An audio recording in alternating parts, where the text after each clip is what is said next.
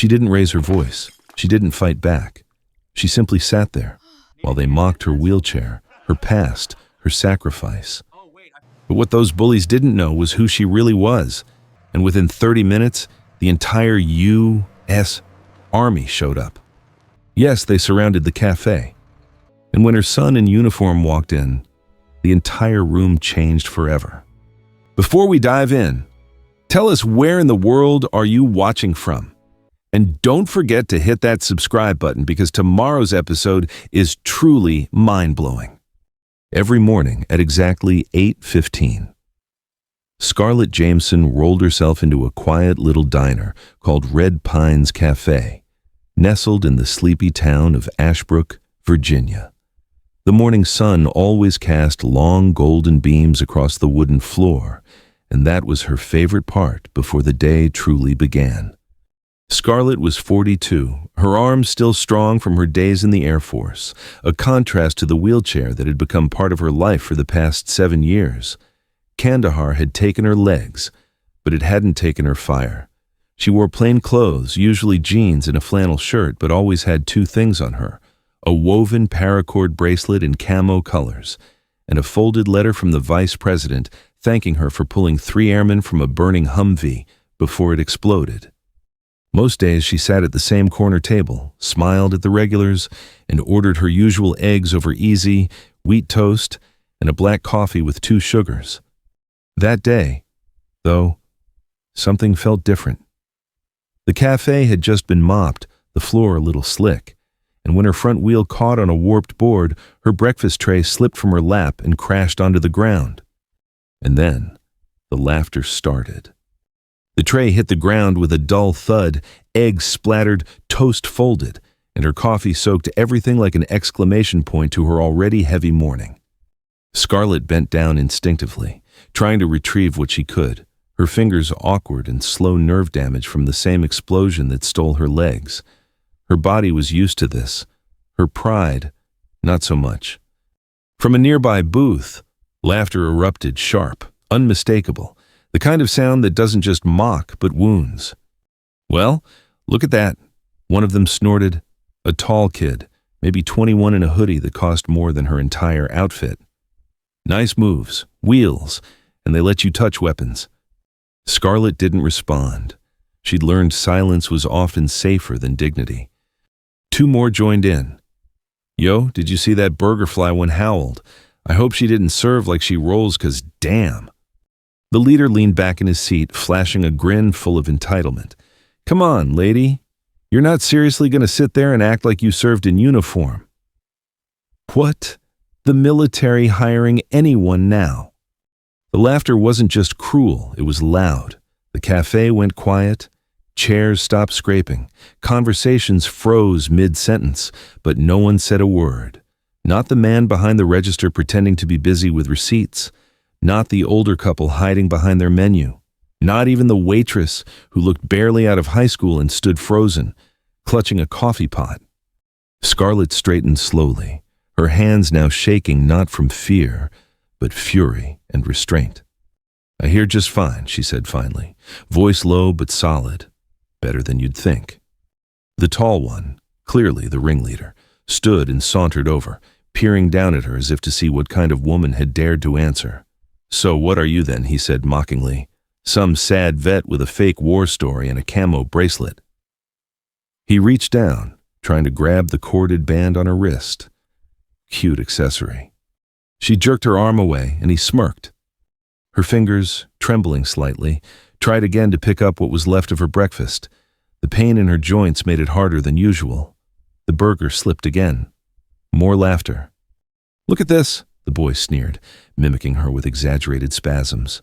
"Someone get her a forklift." That's when Jenny, the young waitress, approached quietly with a fresh plate. "I'm so sorry," she whispered, carefully placing it on Scarlett's table. "This one's on us." Scarlett gave a faint nod, gratitude and embarrassment warring on her face. From the other side of the room, the voice cut again. "Special treatment. Huh, nothing like playing the hero card." Jenny didn't respond. Her cheeks turned red as she retreated behind the counter. Scarlett sat there, appetite gone. Her hand slid into the front pocket of her flannel, brushing against that familiar crease, the folded letter from the vice president. Behind it, a photo of her old unit, 5 faces in desert camo, 3 of them gone now. She looked at it sometimes when the silence hurt more than the wounds. Around her, the café was still and uncomfortable. No one made eye contact.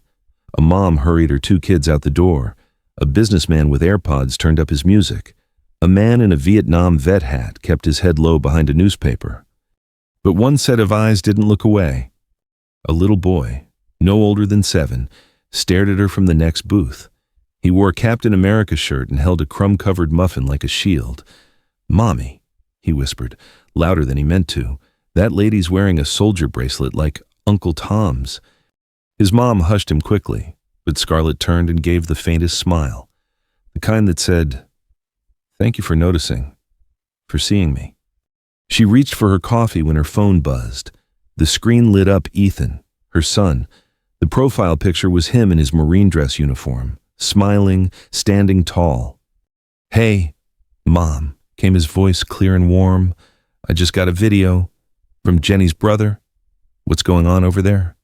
Her eyes lifted toward the counter. Jenny was wiping the same spot for the 3rd time. So that's how he knew.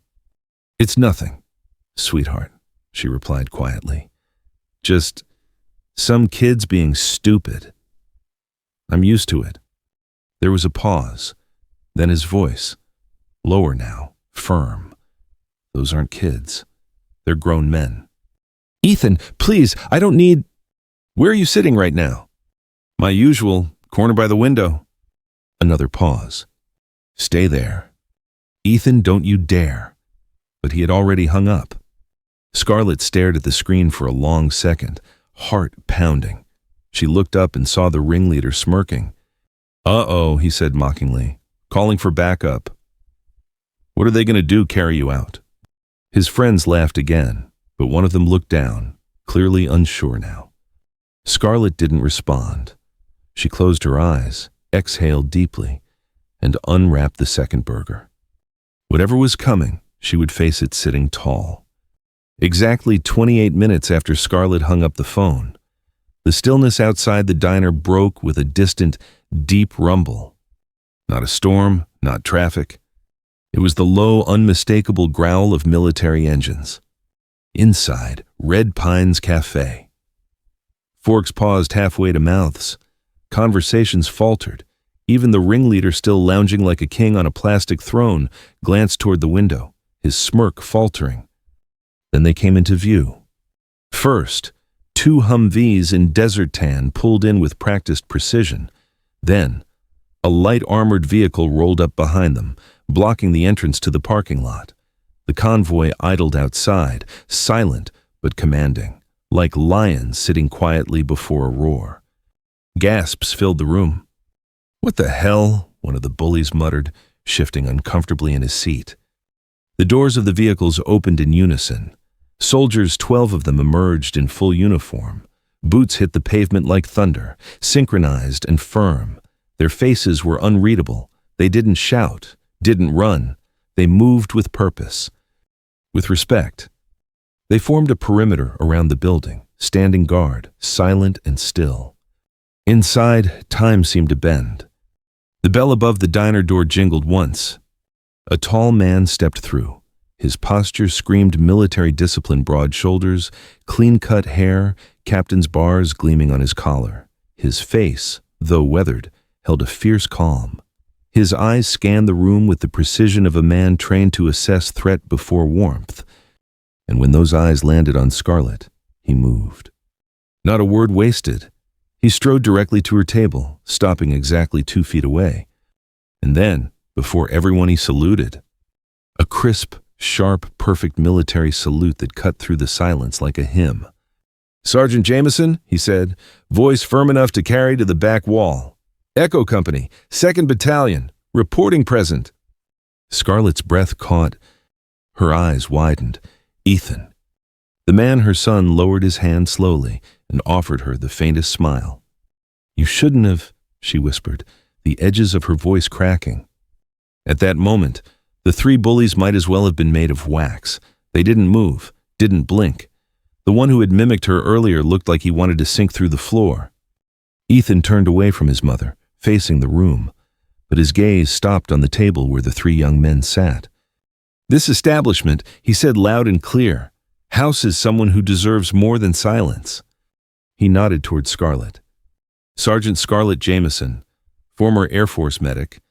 She lost her legs in Kandahar saving 3 wounded airmen from an IED in 2015.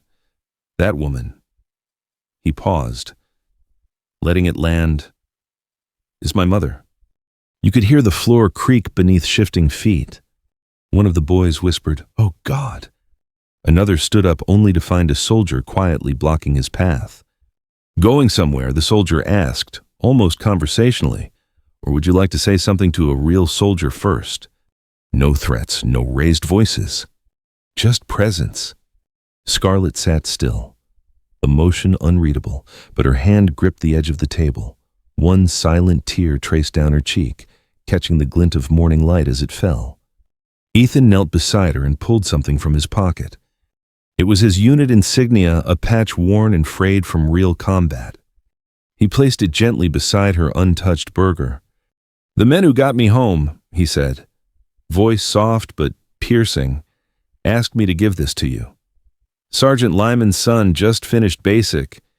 He said he enlisted because of the stories his father told about you." Then, more soldiers entered the café. Not stomping, not to make a scene. They simply lined the walls quietly, one by one, until the tiny diner felt like sacred ground. Each stood at attention. One stepped forward. "Apologies for being late, ma'am," he said formally. "Traffic was heavier than expected." Scarlett looked around at the young men in uniform, at her son kneeling beside her, at the stunned diners now standing with eyes wide and hands over hearts. For the first time in years, she felt seen, truly seen. For a full minute, no one in Red Pines Cafe spoke, not the customers, not the staff, not the boys who minutes earlier had laughed so loudly. Silence wrapped around the room like a heavy blanket. The soldiers stood still, row after row of them lining the narrow walls, filling the quiet diner with something far louder than noise respect. Scarlett sat motionless, unsure whether she should speak, stand, or simply disappear into the worn leather of her wheelchair. Her son, Ethan, remained at her side, still kneeling, hand resting gently over the insignia patch he'd just placed beside her tray. But her eyes weren't on him. They were fixed on Ryan, the ringleader. The same young man who had ridiculed her for simply being, for daring to show up, for having the audacity to exist in his world in a wheelchair, with a war behind her and pain still etched in her bones. He couldn't look at her now. His confidence had collapsed into the cracked linoleum floor beneath him. His smirk was gone, his shoulders hunched in a way that said he was no longer the center of anything. And he knew it. And yet Scarlett didn't want vengeance. She wanted understanding. Ethan rose slowly and faced the three young men directly. "When I was 12, he said calmly, I watched my mom come home in a hospital bed. Her legs were gone, her body broken, but the worst part wasn't the injuries." He paused. It was when people stopped seeing her. The entire diner listened now, not just with ears, but with their posture, their eyes, their silence. She saved lives, and people stared like she was a burden. His voice cracked, just slightly. She didn't complain. She never made anyone feel bad. She just rolled forward every single day. And today, she was mocked by grown men who haven't sacrificed a damn thing. Ryan tried to speak, but no words came. His friend nudged him under the table, but he didn't move. Across the diner, an elderly man slowly stood, his hands trembling as he removed a Vietnam veteran cap from his head.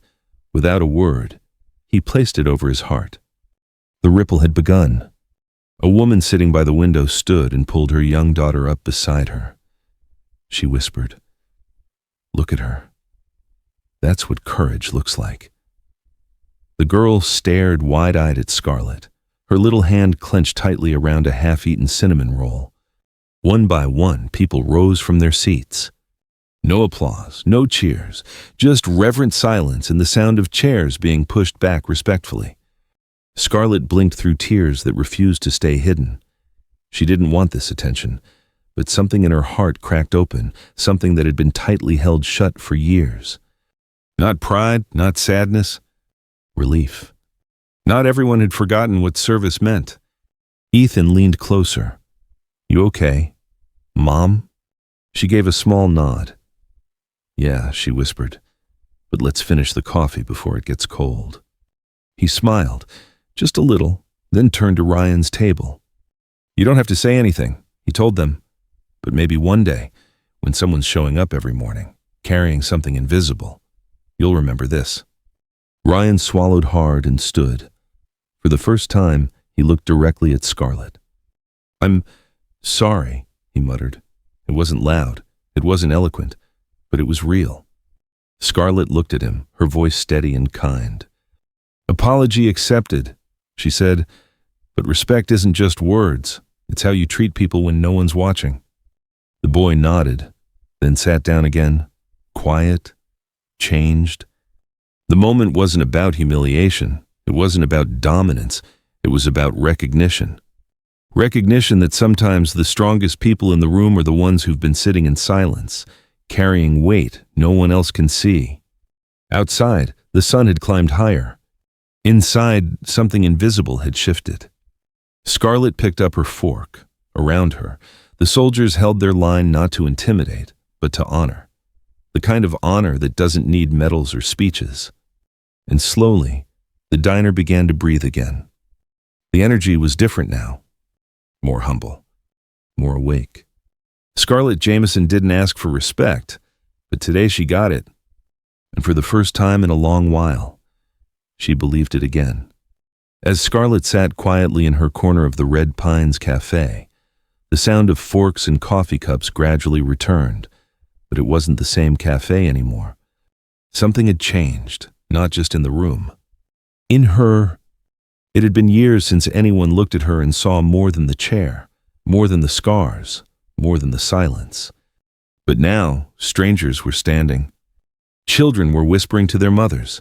Veterans were removing their hats.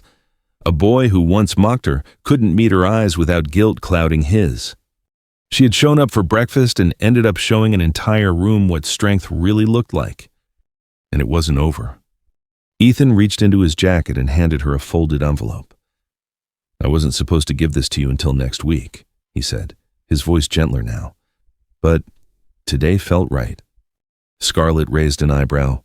"Are we doing surprises now?" He chuckled. "You'll want this one." She unfolded the paper slowly. It was official Air Force letterhead. Her eyes scanned the first few lines, and her breath caught. The Department of Veterans Affairs, in coordination with the Department of Defense, would like to invite Sergeant Scarlett Jameson to serve as a featured speaker at the National Medal of Valor Summit this November. She stopped reading. "I don't do speeches," she whispered, blinking hard. "You don't have to," Ethan replied, "but you've already given one today. And you didn't even say much." Scarlett stared at the paper, then up at her son. "They want me to stand on a stage." Ethan gave her a look. "You already do. Mom, every day, even sitting down." The words hit her deeper than she expected.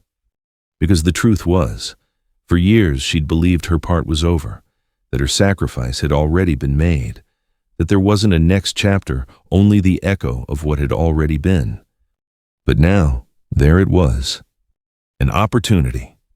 Not to relive the past, but to lead with it.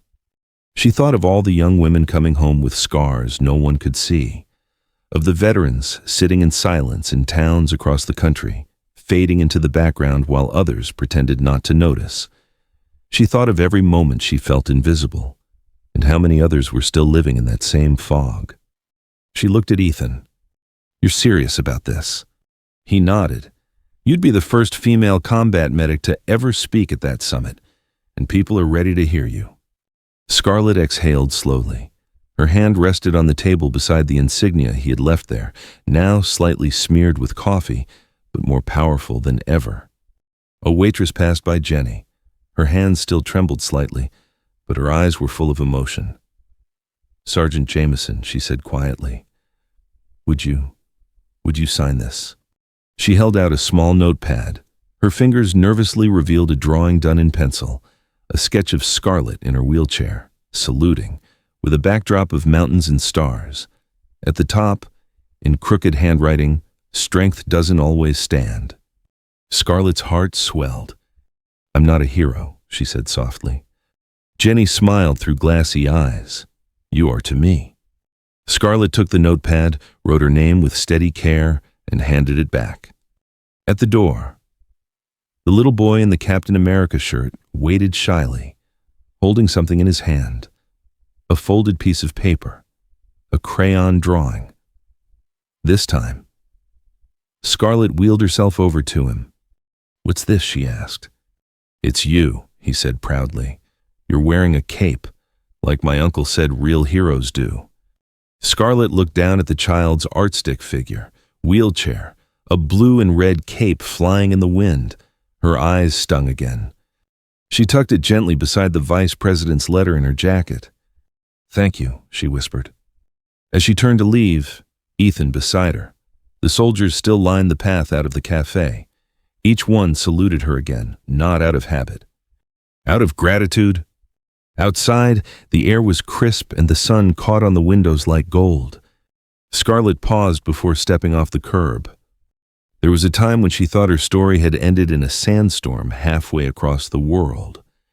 But now, with a summit to speak at, a community finally listening, and a child's drawing in her pocket, she realized her journey was only just beginning.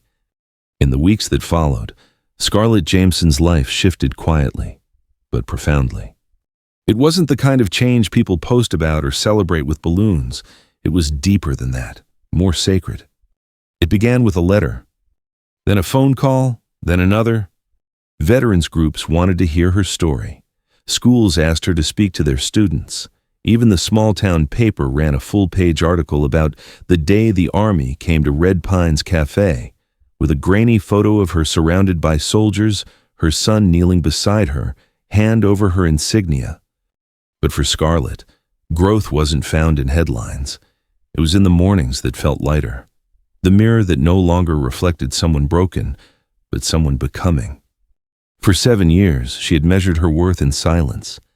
She'd kept her world small, predictable, safe. She stuck to routine, same diner, same route, same people, because the world outside that rhythm had once taken everything from her.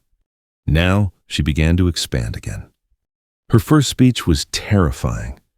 She sat in her wheelchair behind a podium in a packed auditorium in D.C., her heart pounding in her ears. Ethan stood backstage, giving her a nod of quiet encouragement, wearing the same uniform she once wore with pride. Scarlett stared out at the sea of faces, some young, some old, some still wearing dog tags around their necks like anchors from a past they couldn't quite put down. Her fingers trembled slightly, but her voice didn't. "I was never supposed to come home," she began, "and I sure wasn't supposed to be standing well, sitting here today. But I'm not here to talk about what I lost. I'm here to talk about what I carry." For 20 minutes, she told the truth, not the polished, patriotic version, but the hard one, the lonely nights, the stares, the comments, the mornings when she didn't get out of bed. And then she talked about the cafe, about the laughter, the humiliation, and the moment it all changed. When she finished, the room rose to its feet. Scarlett didn't cry. Not until later, when a young woman in uniform approached her backstage, hugged her tight, and whispered, "I didn't think anyone understood until today." That moment stayed with her more than any applause. Back home, the ripple kept going. A local college asked her to teach a course on resilience. She said no 3 times until a student veteran emailed her a note that read, "I've never heard someone tell the truth the way you did. We need more of that."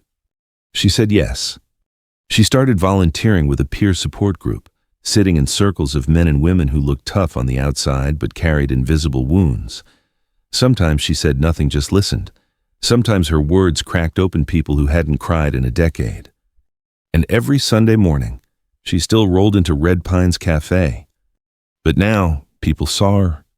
Mike, the owner, always had her coffee ready.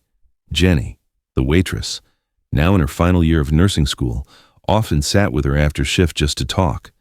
The little boy in the Captain America shirt. His name was Dylan, drew her a new hero picture every week. One morning, Scarlett noticed Ryan, the ringleader from that day, sitting alone at a corner table.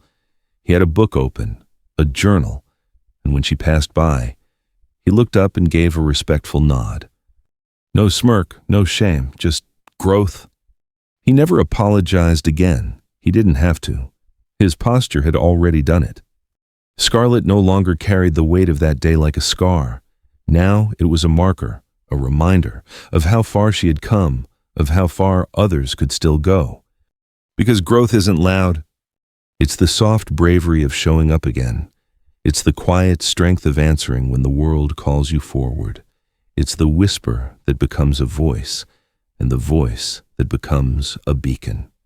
Scarlett Jameson didn't become someone new. She simply became more of who she already was. And that was enough. The autumn breeze rolled through Ashbrook, Virginia, as golden leaves danced across sidewalks and quiet porches. On a crisp Saturday morning, Scarlett Jameson rolled up the ramp of the Ashbrook Community Hall, where a crowd was already beginning to gather. Today wasn't about medals. It wasn't about uniform or rank. Today was about legacy. Inside the hall, kids wore paper soldier hats made in a classroom workshop. Elderly veterans lined the back row, sitting shoulder to shoulder, eyes soft with memory. Teachers, nurses, grocery clerks, mechanics, ordinary people had come not for entertainment, but for honor. Scarlett took her place near the front of the stage, not behind a podium this time, but in a circle of chairs. There was no script, just a conversation. A story circle, her idea. I didn't want a ceremony. She had told the mayor weeks before. I wanted a connection. The mayor had nodded. We'll follow your lead, Sergeant. So they did. One by one, voices filled the circle. A teenager spoke of bullying at school and how he remembered the story of Scarlett standing tall in a wheelchair. A nurse shared how she once dismissed a patient's trauma until she heard Scarlett speak about invisible wounds. A truck driver, Vietnam vet, whispered about guilt he'd buried for decades, and how seeing her face it head-on helped him finally breathe. And Scarlett. She listened. Then, when the moment was right, she leaned forward and said something no one expected. You know, that day in the diner, when they laughed at me. Heads turned. I almost left. I almost rolled out the door and never came back. And if I had, I wouldn't be sitting here today. I wouldn't have seen my son salute me. I wouldn't have met Dylan and his drawings. I wouldn't have remembered that I still had a voice. She looked around the room, eyes glistening. The truth is, I didn't survive the war to be silent. I didn't lose my legs so I could disappear into a corner table. We all carry something. Pain, shame, loss. But the most dangerous thing we ever carry is the lie that we're alone. The silence that followed was sacred. Then, the little boy, Dylan, the same one from the diner, stood up from the crowd. He clutched another folded paper in his hand. His mother tried to pull him back gently, but Scarlett raised her hand. Come here, sweetheart. He walked up, eyes wide with admiration. She bent forward in her chair as he handed her the drawing. This time, it wasn't a superhero. It was her. But not just in a wheelchair. She was standing on legs drawn in rainbow-colored lines, surrounded by people holding hands. At the top, in crayon-scrawled letters, you helped everyone stand up. Scarlett's hands trembled as she took it. The room exhaled together, a soft murmur of tears, a proud silence. She looked at Dylan and whispered, You have no idea how much this means to me. The mayor stepped forward, holding a plaque. Scarlett, he said carefully, on behalf of the town of Ashbrook, we'd like to dedicate a new name to Red Pines Park Jameson Honor Garden, a place where veterans and families can sit, remember, and grow. Scarlett shook her head. overwhelmed. "I don't deserve that." Ethan appeared beside her, placing a hand on her shoulder. "Yes, you do," he said. "You didn't just change a room. Mom, you changed a town." She turned to the crowd. "If I did anything," she said quietly, "it's because people finally chose to see, not just the chair, not just the scars, but the person." And then, for the first time in her life, Scarlett wheeled forward not to escape, but to lead. She rolled down the aisle as the crowd stood shoulder square, back straight, hands over hearts, not because they were told to, but because they felt it. Outside, the honor garden was quiet, still unfinished, but in the center stood a granite bench with an inscription already carved. "Some heroes stand tall, others teach us how." Scarlett reached out, ran her fingers over the stone, and finally smiled. Not because the pain was gone, but because she knew it had purpose. Scarlett Jameson didn't raise her voice. She didn't throw punches or demand apologies. What she did was far more powerful. She showed up. In the face of cruelty, she chose dignity. In the face of silence, she stood tall without standing at all. Her story reminds us that strength isn't measured by what we carry, but by how we carry it. That sometimes the most heroic act is to keep going quietly, bravely until someone finally sees you. And when they do, the world shifts. Scarlett didn't just change the tone of a diner. She changed the culture of a town, all because she refused to let her scars define her story. If this story moved you, subscribe and hit the bell. More real stories are on the way. Share it with someone who needs hope today. Thanks for watching. See you in the next story.